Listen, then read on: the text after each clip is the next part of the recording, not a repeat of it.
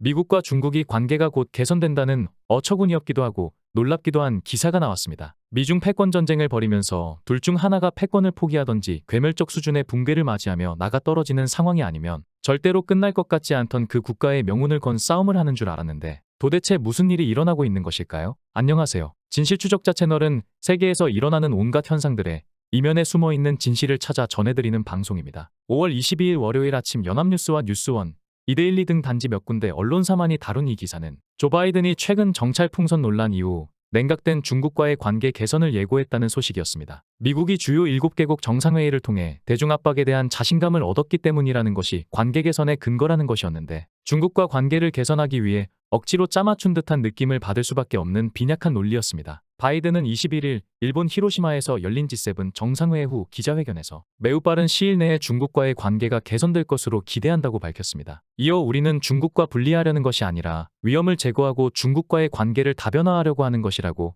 G7 정상회의 공동성명 내용을 재차 강조했습니다. 미중 양국은 지난해 11월 인도네시아 발리에서 열린 주요 20개국 정상회의에서 개방형 핫라인을 개설하는 등 소통이 필요하다는 데 뜻을 모았다는 것입니다. 무슨 세계 패권을 놓고 소꿉놀이라도 하는 것일까요? 미국이 트럼프가 간격을 벌려놓은 중국과의 관계를 원래 지독한 친중파이자 각종 뇌물성 지원을 아들과 주변인들 대다수가 중국으로부터 받은 것으로 알려졌던 바이든이 다시 관계를 개선시키는 명분을 어거지로 만들어 갖다 붙인 것 같은 느낌을 지울 수가 없습니다. 정반합이라는 단어가 딱 어울리는 그런 발표였습니다. 바이든 정부의 미국은 중국을 패권 전쟁에서 정말 누르고 이기려는 게 아니라 트럼프 정부가 해온 것을 이어받아 어쩔 수 없이 하던 싸우는 척만 하면서 실질적인 제재를 거의 하지 않다가 적당한 핑계거리가 생기고 기회가 되자 중국과 화해 무드로 돌아가려는 듯한 행보를 보이는 것 같은 모양새입니다. 2달 전 바이든은 시진핑과 2시간여 대화 끝에 절대적으로 새로운 냉전이 필요하지 않다고 믿는다며 양국 간 갈등 확대에 대한 우려를 일축했습니다. 시진핑 역시 미국에 도전할 의도는 없다며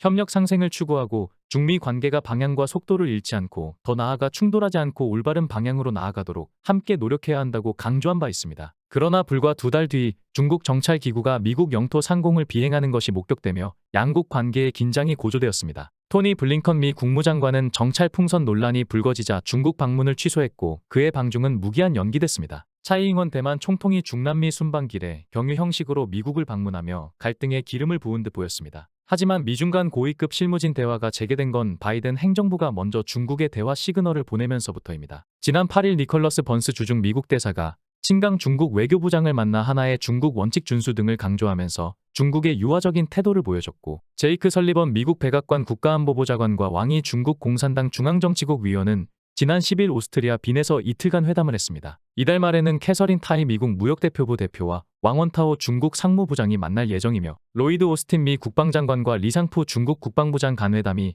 이뤄질 가능성도 거론된다고 합니다. 더 나아가 미 행정부는 지난 2018년 미국의 제재 대상에 오른 리 부장에 대한 제재 해제 여부도 검토하고 있는 것으로 알려졌습니다. 중국 역시 존 케리 미국 백악관 기후특사를 초청하며 대화에 호응하는 모양새입니다. 이번 G7 정상회의는 중국을 압박하는 내용의 공동성명을 발표함과 함께 보란듯 관계 개선 의지를 드러냈습니다. G7과의 연대를 등에 업은 바이든이 자신감이 생겼다는 주장인데 그렇게 중국과 서로 못 잡아먹을 것처럼 싸우는 신용을 하던 바이든 정부가 고작 G7이 미국 편을 들었다고 중국과 해빙 모드로 전환한다는 건 뭔가 전후 맥락이 매우 부족해 보입니다. 아니 오히려 뭔가 중국을 살려주고 싶었고 중국이 미국의 패권에 도전하는 걸 일부러 그대로 놔두고 싶었는데 전 정부 트럼프 정부가 이미 해놓은 제재와 싸움이 너무 진행이 돼버려 되돌리기 미어려워서 핑계거리만 찾다가 이제 핑계거리를 찾아 반색을 하고 중국과 다시 밀월관계가 되려는 것 아니냐는 의혹을 갖게 만드는 것 같습니다. 중국은 결코 패권을 놓고 미국과 평화를 달성하는 것이 목표가 아닐 것입니다. 무엇보다도 중국은 중국의 이익만을 마음에 품고 있습니다. 그리고 그 이익은 결코 세계인의 이익과 부합하지 않습니다. 중국의 패권 도전에 맞서는 과거 친중파였던 민주당 바이든 정부의 겉만 요란해 보이는 대응은